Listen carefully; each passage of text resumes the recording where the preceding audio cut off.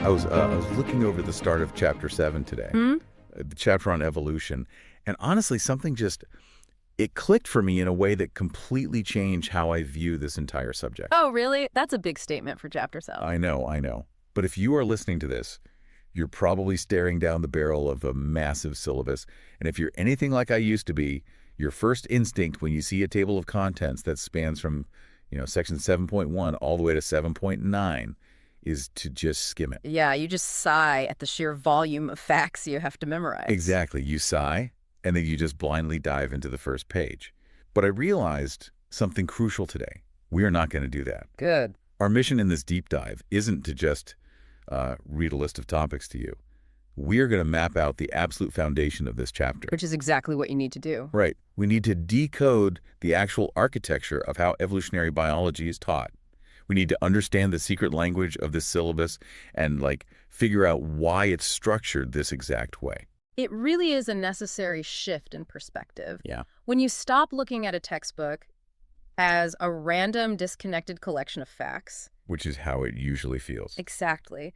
But when you start seeing the intentional design behind it, the whole game changes. Mm-hmm. Having spent over 15 years mentoring students through this exact material, watching them navigate these hurdles, I can tell you that the ones who truly master the subject, The ones who actually get it. right, the ones who retain it for life, not just cram for an exam, they are the ones who understand the blueprint first. Yeah. And today, we are handing you that blueprint.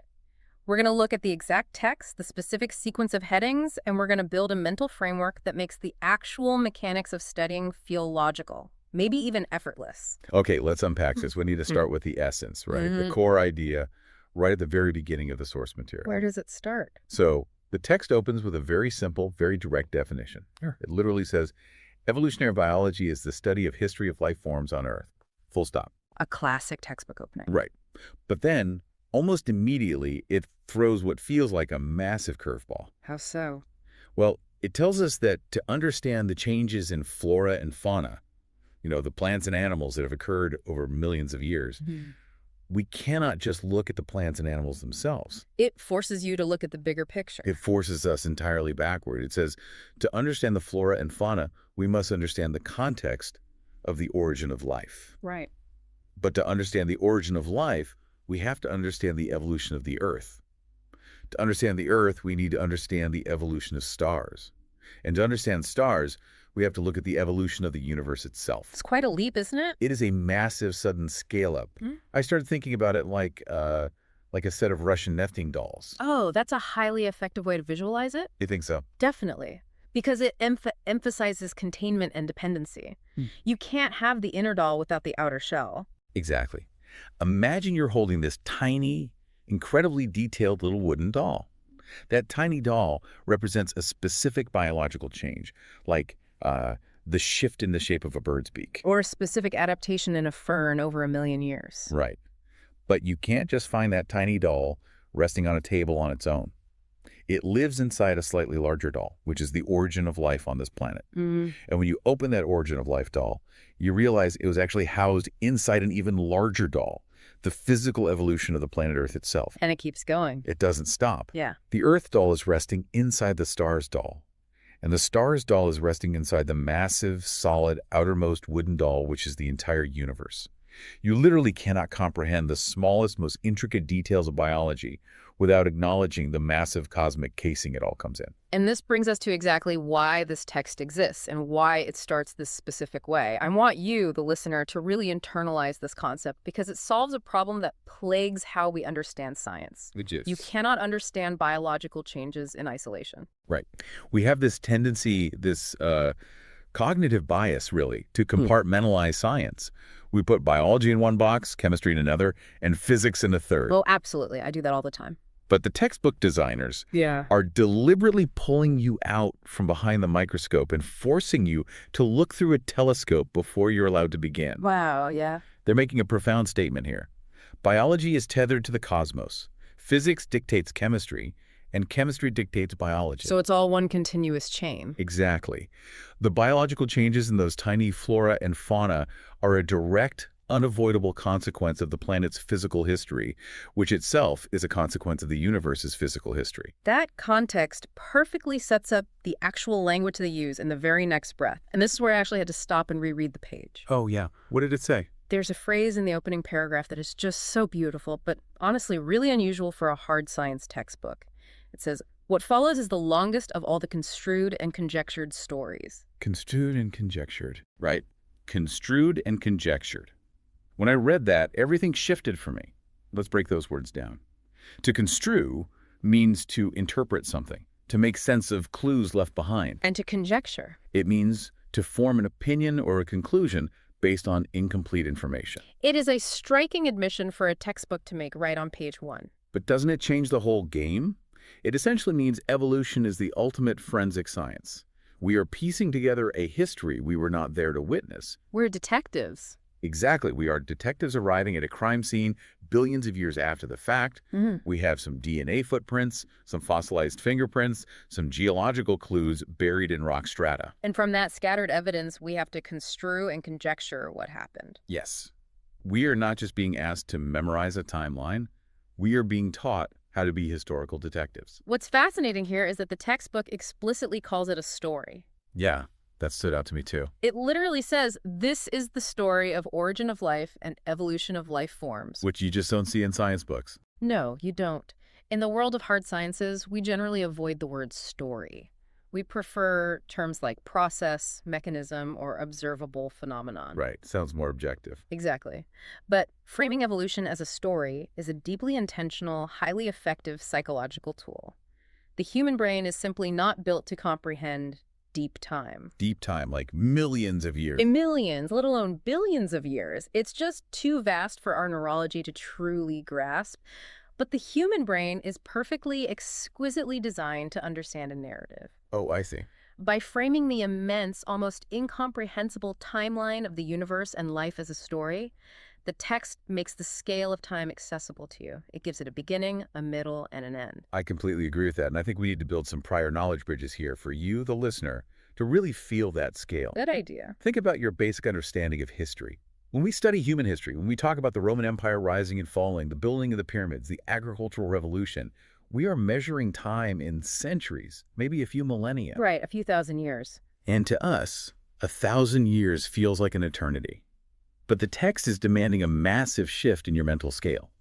The background of evolution of the universe itself requires you to take your entire concept of human history, shrink it down to a fraction of a millisecond, and realize that the story you are about to read operates on a timeline so vast. So unimaginably vast. Yeah, so vast that all of human civilization doesn't even make up the final punctuation mark on the last page of the book. Which is exactly why attempting to navigate Chapter 7 without a mental map is a recipe for disaster. It's just too big. If you just wander into this timeline blindly, you will get lost in the sheer volume of time and the density of the information. So let's build that intuition for the listener right now. Let's do it. Let's logically group the headings provided in the text, sections 7.1 to 7.9. Let's reveal the structural flow of the narrative. It is not just a list of topics thrown together. It is a meticulously structured logical argument. Okay, let's break it down into phases. Phase 1 is the setup. The setup. This covers section 7.1, origin of life, and section 7.2, evolution of life. A theory. And obviously it makes sense why the chapter starts at the very beginning. But section 7.1 isn't just a brief hello to the concept, right? It requires us to look at the physical formation of the Earth. Absolutely. Section 7.1 forces us to look back roughly 4.5 billion years. 4.5 billion. It asks us to imagine an Earth with no atmosphere, covered in water vapor, methane, carbon dioxide, and ammonia released from molten mass. Sound lovely. Very hospitable. It requires us to understand how UV rays from the sun broke up water into hydrogen and oxygen, how the ozone layer formed, and how, as it cooled, the water vapor fell as rain to fill the depressions and form the oceans. So setting the physical stage. Exactly. And only then can we discuss the chemical evolution. The idea proposed by scientists like Oparin and Haldane that the first form of life could have come from pre-existing non-living organic molecules like RNA or proteins. Right. And that leads directly into things like the famous Miller-Urey experiment where they actually recreated those primitive Earth conditions in a lab. A brilliant experiment. They took a closed flask, put in methane, ammonia, hydrogen, and water vapor, heated it to 800 degrees Celsius, and then blasted it with an electric discharge to simulate lightning. And what did they find? Amino acids, the building blocks of proteins. They proved that the chemical precursors to life could be formed from inorganic stuff. But that brings us to the crucial part, section 7.2. Evolution of life.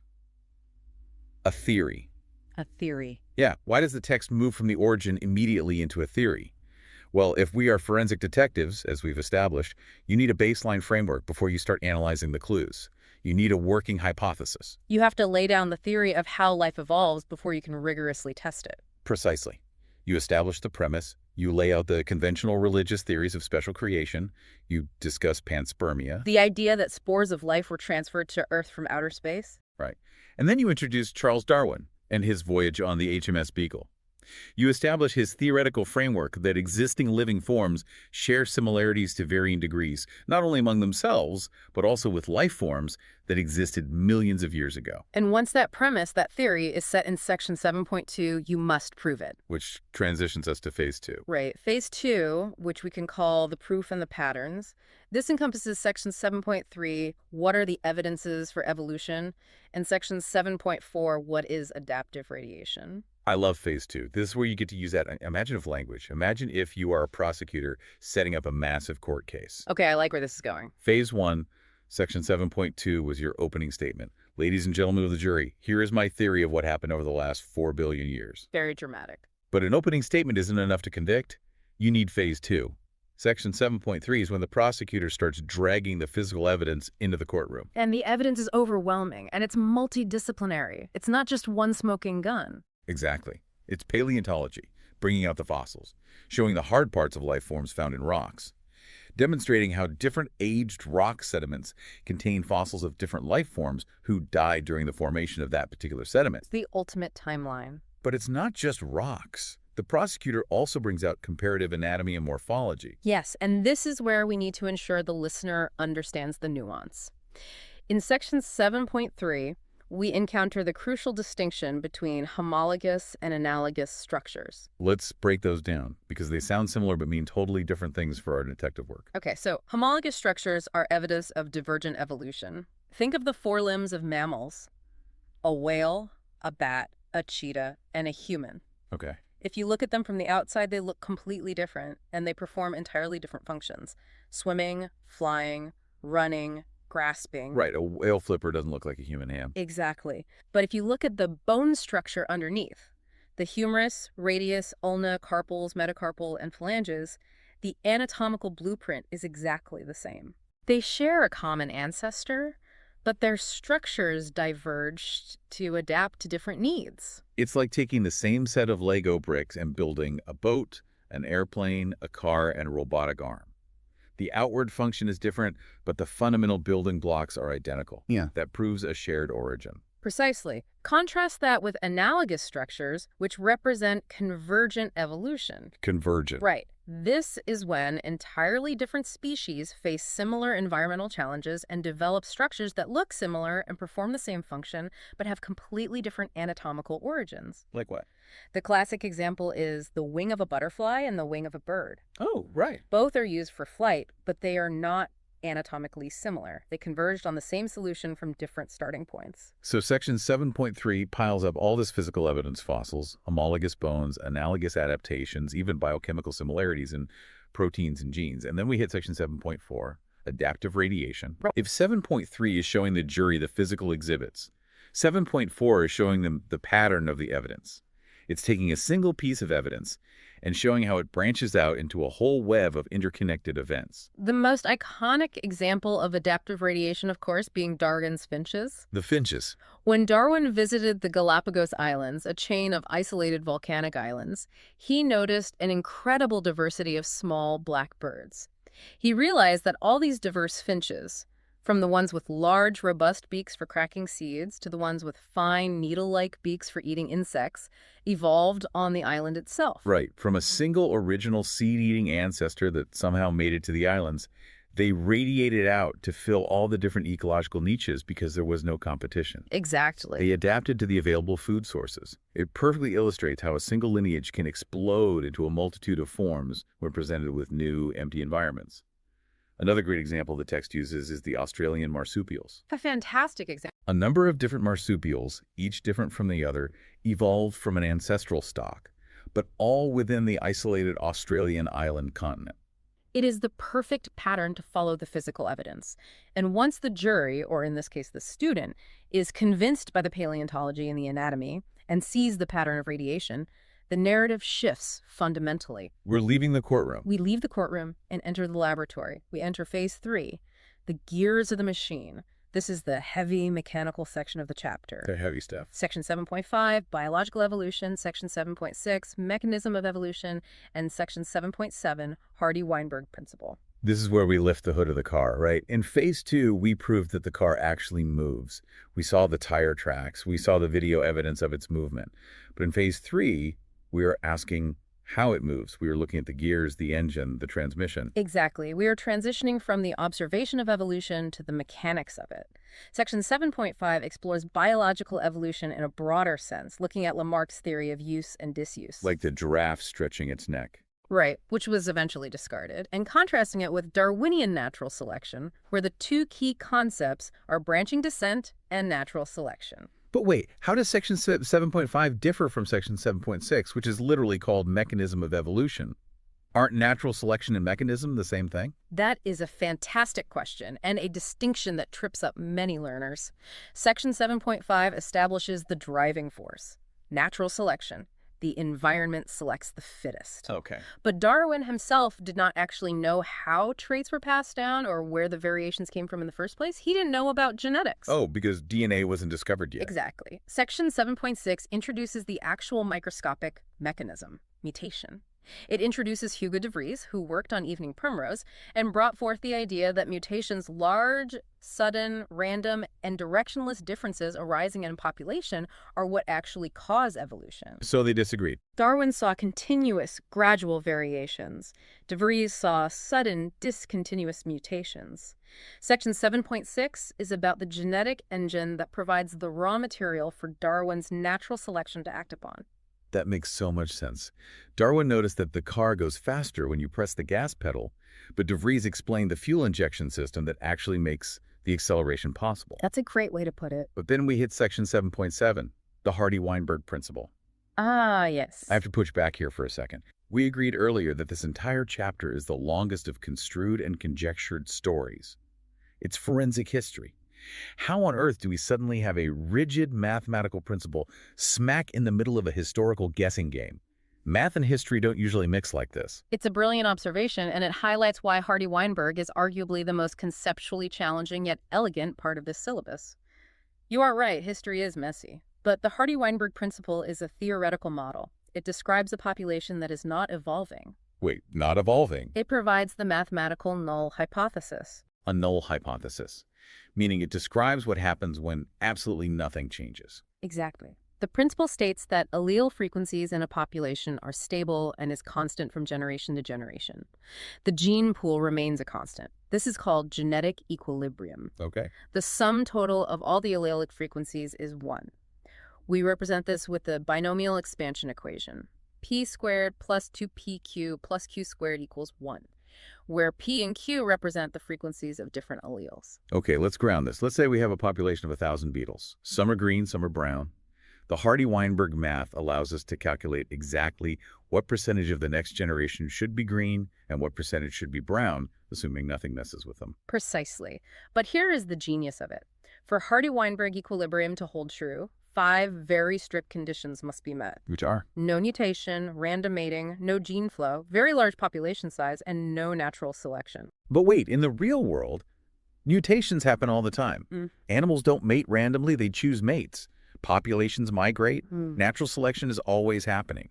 So those 5 conditions are basically impossible to meet in nature. Exactly. And that is the point. Because we know the math of what a perfectly stagnant, non-evolving population looks like, the moment we go out into nature and measure a population and see that the frequencies deviate from the Hardy-Weinberg calculation, we have mathematical proof that evolution is occurring. Oh. The extent of the deviation indicates the extent of evolutionary change.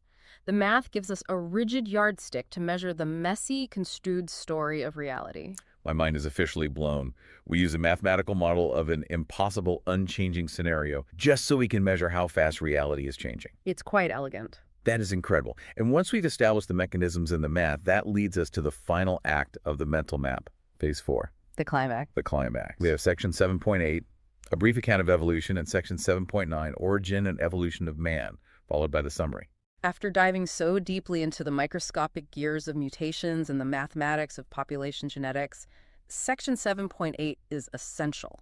It zooms the camera all the way back out. Pulling back to the big picture. It takes you through the geological timescale, the Paleozoic, Mesozoic, and Cenozoic eras. It traces the first cellular forms of life, the rise of invertebrates, the jawless fishes, the amphibians, the massive reign of the reptiles and dinosaurs, and finally, the rise of the mammals. It ensures you haven't lost the forest for the trees. And then 7.9 brings the entire massive cosmic story to its ultimate, highly specific climax for the reader.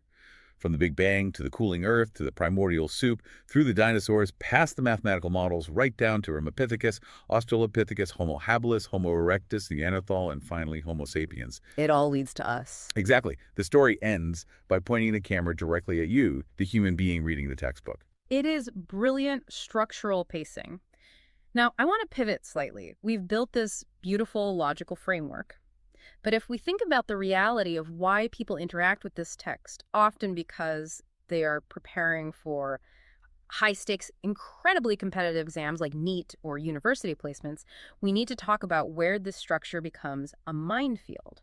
I definitely want to hear this. Let's talk about the traps. What is the biggest mistake you see people make when navigating this map? The first major trap is compartmentalization, which we touched on earlier. It's the tendency to skip the cosmic context. A student opens a biology book, reads that first paragraph about the evolution of Earth, of stars, and indeed of the universe, and their brain immediately says, wait, this is a biology exam. Stars and the universe, that's astrophysics. I can skip this. Because they think they are saving time. Right. They think they're optimizing their studying. They jump straight to the animals. That makes sense intuitively, but it's wrong. Yes. Because examiners know students do this. The text explicitly states that understanding this context is a must. Therefore, high-level questions will absolutely test your understanding of the environmental and planetary conditions that allowed for the origin of life. So they'll ask about the early Earth. They will ask you about the reducing nature of the early atmosphere, the specific gases in the Miller-Urey experiment, or the temperature at which the Earth cooled. If you ignore the geological setup because you think it's not biology, you will lose critical points. Examiners are testing your ability to think in systems, not just your ability to memorize animal names. That makes total sense. The syllabus is loudly declaring that biology starts with the cooling of the Earth, not just with the first cell. What about the structure of the later sections? What stands out as a high-yield trap there? Look closely at the nuance between section 7.5 and 7.6. We discussed it earlier, biological evolution versus mechanism of evolution. Darwin versus De Vries. Exactly. Understanding that evolution happens, the fact of it, the branching descent and natural selection, is entirely different from understanding the precise mechanism of how it happens via mutation and genetic recombination. How does that actually show up as a trap on a test? Examiners will give you a scenario and ask you to identify the underlying principle. They will try to trip you up by mixing the concepts of Darwin and De Vries. They might describe a sudden, large change in a population and ask if this represents Darwinian continuous variation or a De Vriesian mutation. Oh, I see. If you haven't separated the fact of natural selection from the mechanism of mutation in your mind, you'll fall for the distractor options. It's about understanding how scientists actually think about the process versus how lay people casually use the word evolution. And I imagine Hardy-Weinberg, section 7.7, is a massive target for examiners too, right? Oh, absolutely. It is a massive structural red flag for high-yield content.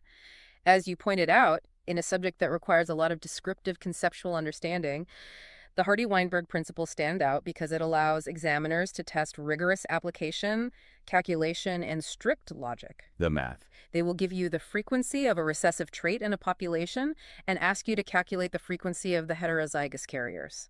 It forces you to actually use the p squared plus 2pq plus q squared equals 1 equation. You can't just guess that. No, it stands out like a beacon in the syllabus, and it must be treated as a foundational pillar of mastery. You cannot just read about Hardy-Weinberg. You have to practice the math. Here's where it gets really interesting for me. When we step back and look at everything we've just mapped out, the language, the phases, the historical deep dives, the traps, there are these mind-blowing realizations hidden right in plain sight within the syllabus itself. Let's hear them. Realization number 1. We are, quite literally, star stuff. I know Carl Sagan made that famous, and it can sound like a cheesy pop science quote, but this syllabus is forcing you to confront it as a rigid biological fact. It really is. A biology textbook is mandating that you look at the stars. It frames the biodiversity of a rainforest or a coral reef against the background of the universe's evolution. It completely dissolved the boundaries between subjects for me. Biology isn't some isolated study of squishy things. It is just a highly complex, incredibly intricate extension of cosmology. If we connect this to the bigger picture, it leads directly to a second realization, which is about the profound humility of science. Humility. Yes. As a student, you are often taught science as a series of absolute, unyielding facts, rote memorization. But right here, in the opening lines, the textbook embraces the deductive nature of evolutionary biology. By calling it a construed and conjectured story, the authors are admitting the limitations of our observation. Because we weren't there. We don't have a time machine. We don't know everything with 100% certainty. We are painstakingly putting the pieces together. It is a masterclass in scientific humility. It teaches you that true science isn't just about loudly knowing the answers.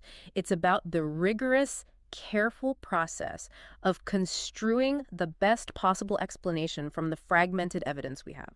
It makes the whole subject feel so much more alive. Like we're actively participating in an ongoing investigation rather than just reading a finished dead encyclopedia. Exactly. And that leads to the third realization, which is the absolute elegance of the chapter's physical design. Think about the funnel we just described.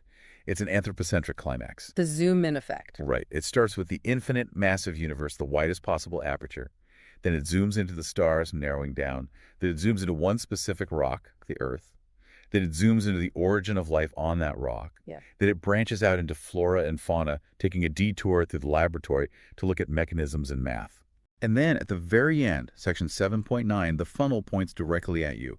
Origin and evolution of man. The entire chapter is a cinematic zoom-in, starting from the Big Bang and ending right behind your eyes, listening to this deep dive. It is a phenomenal way to structure a narrative. And because the structure is so strong, it allows us to create powerful, unbreakable memory anchors. Yes, the anchors. If you want to truly master this chapter, you need to anchor these concepts in your mind so firmly that you can recall them under intense pressure, whether that's in an exam hall or just in a high-level conversation. Here is what you must remember. I am ready. Give us the anchors. Anchor 1, the macro to micro rule.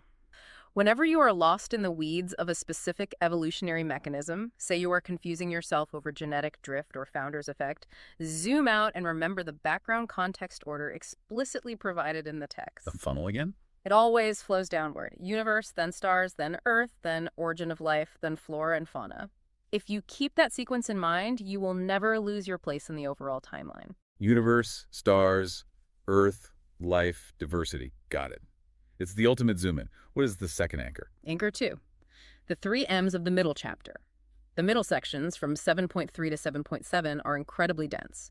To remember the flow of the argument, focus on the 3 M's. First, macro evidence. Macro evidence. That covers the physical proofs, the fossils, the homologous structures, and the adaptive radiation patterns. Second, mechanisms.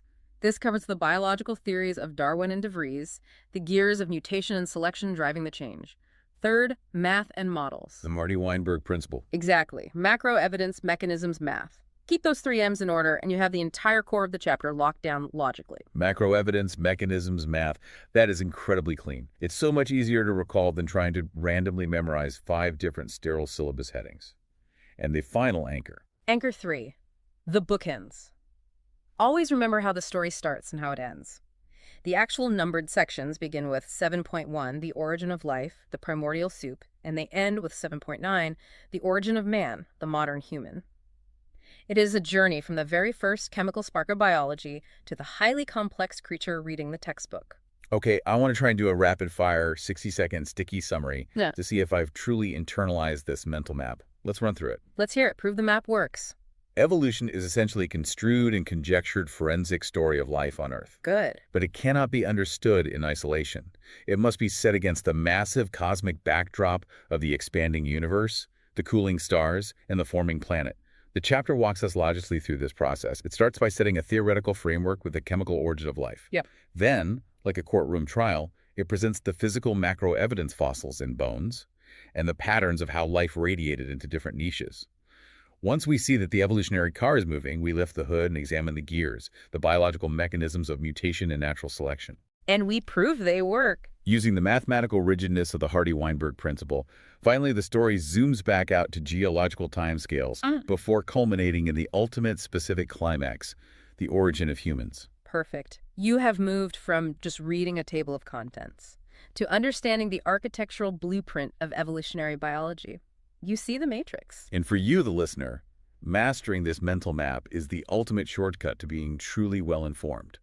You aren't just memorizing disjointed facts anymore. You know where every fact lives inside the house. That's the key. When you sit down to read section 7.4 about adaptive radiation or 7.6 about mechanisms, you know exactly why that section is there and what its specific job is in proving the overall story. You own the material before you've even read the chapter. But as we wrap up this deep dive, I want to leave you with a lingering thought, something to mull over on your own. We've talked extensively about how the text frames evolution as the longest of all stories, covering millions and billions of years.